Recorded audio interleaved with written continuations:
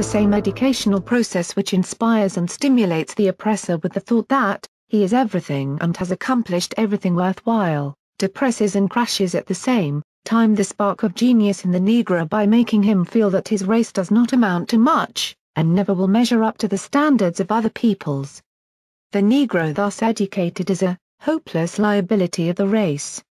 The difficulty is that the educated Negro is compelled to live and move among his own people, whom he has been taught to despise.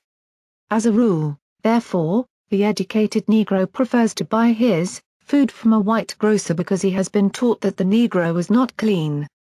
It does not matter how often a Negro washes his hands, then, he cannot clean them, and it does not matter how often a white man uses his hands, he cannot soil them. The educated Negro, moreover, is disinclined to take part in Negro business, because he has been taught in economics that Negroes cannot operate in this particular sphere. The educated Negro gets less and less pleasure out of the Negro church, not on account of its primitiveness and increasing corruption, but because of his preference for the seats of righteousness controlled by his oppressor.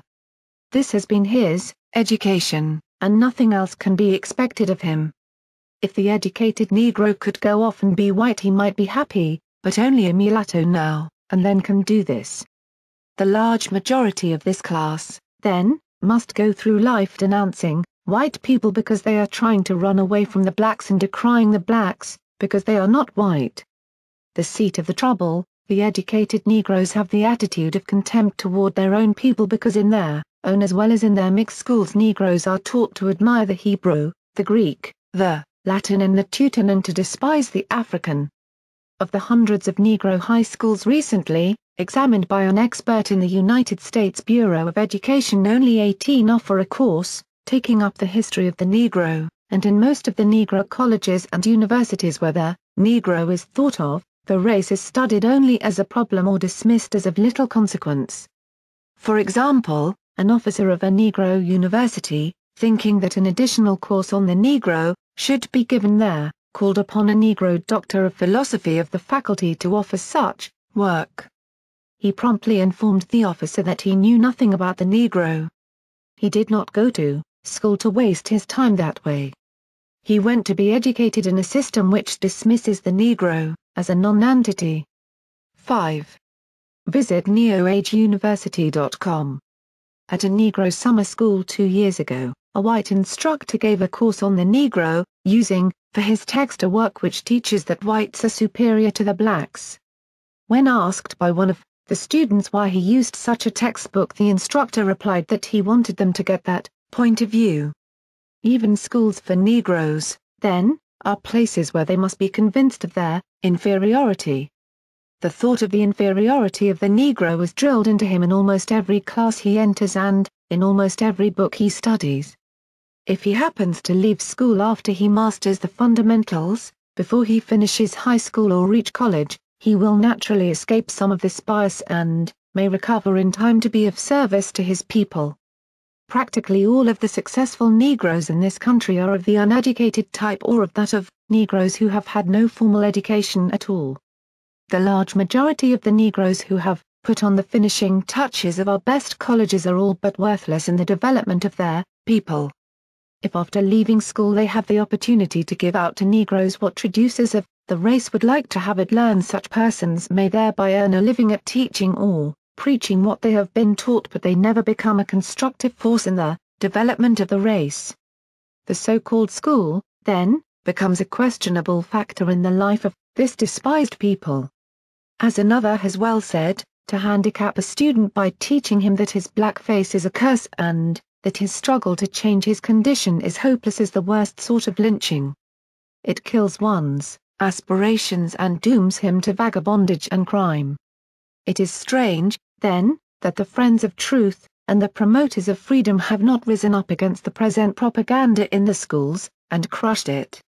This crusade is much more important than the anti-lynching movement, because there would be no lynching if it did not start in the schoolroom. Why not exploit, enslave, or exterminate a class that everybody is taught to regard as inferior? To be more explicit, we may go to the seat of the trouble. Our most widely known scholars have been trained in universities outside of the South. Northern and Western institutions, however, have had no time to deal with matters which concern the Negro especially. They must direct their attention to the problems of the majority of their constituents, and too often they have stimulated their prejudices by referring to the Negro as unworthy of consideration.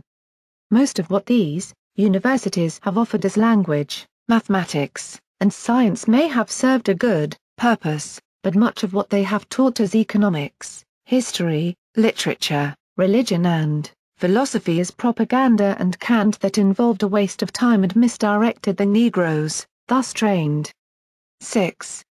Visit neoageuniversity.com. And even in the certitude of science or mathematics, it has been unfortunate that the approach to the Negro has been borrowed from a foreign method.